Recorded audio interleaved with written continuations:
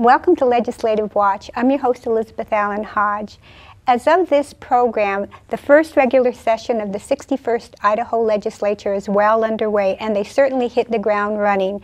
They've been doing unprecedented meetings, joint meetings of both Education and Health and Welfare Committees of both the House and Senate. My guest today will be talking about nullification or state sovereignty. My guests include State Representative Judy Boyle from District 19. You're in your second term, is that right, Judy? And actually my husband, Allan Hodge, who's a producer of the program, and he has been a student of Tom Woods, who wrote the book Nullification, the subject of today's program.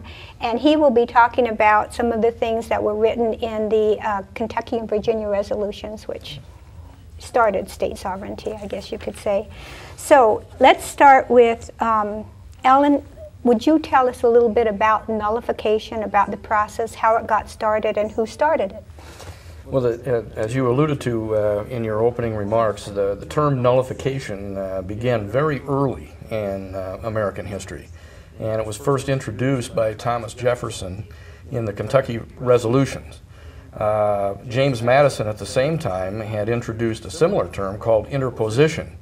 And what those terms referred to is beginning with an axiomatic understanding that an unconstitutional law is no law at all, and that the U.S. government, the United States government, is a creature of the states. It was formed by the states. The states actually pre-existed the formation of the United States government and delegated to the United States government certain enumerated powers and reserving all other powers under the 10th Amendment to the states themselves. And so Jefferson was under the belief, under the compact theory of the Constitution, which has kind of faded into memory, that any law that is unconstitutional is no law at all, and that the states are actually duty-bound to interpose or nullify any federal law that is unconstitutional. And they can do so through the states as the intermediary and declare those laws null, void, without force, and not enforceable within their state jurisdictions. Okay, and of course, the 10th Amendment reserves the right of the states, saying that anything that's not in the Constitution. That's correct. Article 1, Section 8 of the Constitution lists specific enumerated powers that are granted to the Congress to pass those laws, but only those laws. Any other law is supposed to be reserved to the states or to the people through the 10th Amendment. Thomas Jefferson went so far as to say that the 10th Amendment is the cornerstone of the Constitution. Now, the problem that we have today is that this compact theory of the Constitution has been largely disregarded, unfortunately, in favor of what might be called the nationalist theory of the Constitution, which really tries to make the claim that the United States is one full aggregate of people and all the powers should be amassed into the federal government. The federal government should have the power to determine what is constitutional and what isn't. Which is just the opposite of what our founding fathers wanted. That's correct. Okay, yes. Okay, and so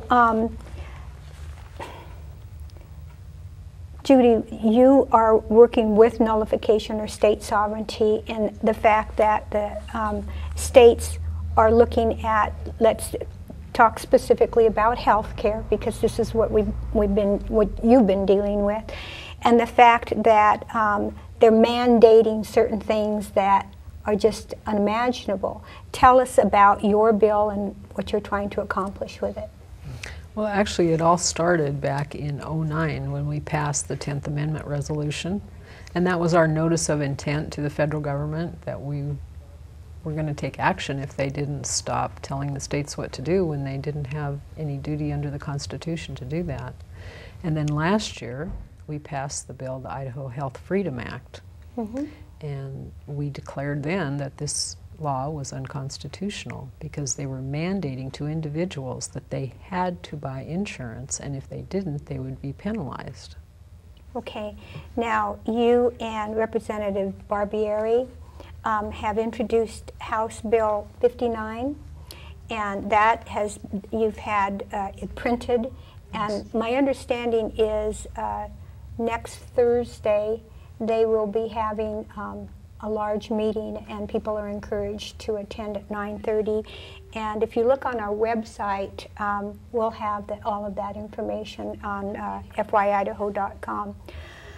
One of the things that has been brought up lately is the fact that the Attorney General's office has an opinion, which is interesting. They've written an opinion before it was even a bill. They wrote an opinion on the concept of state sovereignty or nullification, which is pretty unusual, but nevertheless, they don't agree that the states have that right. Tell us what your thoughts are on that. Well, we do have a right and we have a duty, because we take an oath of office that we will protect and defend and uphold the constitutions, both of Idaho and the United States. And when there's an unconstitutional law, that's our duty to say so and to nullify it. You know, he cites Article 6, Clause 2 of the U.S. Constitution, where it says, "This Constitution and the laws of the United States which shall be made in pursuance thereof." Allan, would you talk about that? Because they talk about the Supremacy Clause and the fact that, you know, we don't have the right to overturn federal regulations because it's the law of the land. Well, yes, Professor Woods has addressed that in his book, and of course, that is the phrase that begs the question. A lot of people think of the Supremacy Clause as meaning that the Supreme Court is the only entity that can determine what the Constitution means or says. And it does not say that at all. And that is totally contrary to what Thomas Jefferson and Madison were talking about. And from the formation of the Republic, you know, the idea was here that the Constitution is everyone's job. At whatever office they hold, they are duty-bound to uphold the Constitution in whatever capacity they're serving. So it's not just a Supreme Court function. There's nothing in the Constitution that says that the Supreme Court has the monopoly power to determine what is constitutional and what isn't. So in addressing that particular clause, when it says the Constitution and the laws in pursuance thereof, begs the question, who determines what laws are in pursuant thereof? Judy has pointed out here that the Idaho State Legislature, they're capable of using their head. We're not a bunch of dolts here.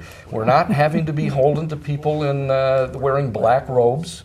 That everybody can think for himself. The founders thought we all could. That's why they formed this republic. They formed it as a group, communities of self-governing communities. And these self-governing communities organized themselves in the states as their intermediaries, and then the states formed the United States, delegating to the United States only certain powers. Well, I mean, if you took it, if you take the Supremacy Clause the way that that some people interpret it, then we wouldn't even have the 10th Amendment. I mean, the states would have, and to say that you're not doing what's right by the Constitution by upholding your oath of office, actually you are doing just the opposite. You're upholding your oath of office by saying, well, what the federal government is passing here is unconstitutional, if I'm understanding this correctly. That's correct, and there's already been a federal judge who's declared that to be unconstitutional. When we come back, one of the things that I'd like to talk about, there seems to be a lot of different interpretations of things, you know, I mean, anymore that's how it is. But one of the things that I've heard is that they used the nullification to promote slavery. And I know that Dr. Woods has an example of just the opposite, and I think it's important to point that out. We'll be right back.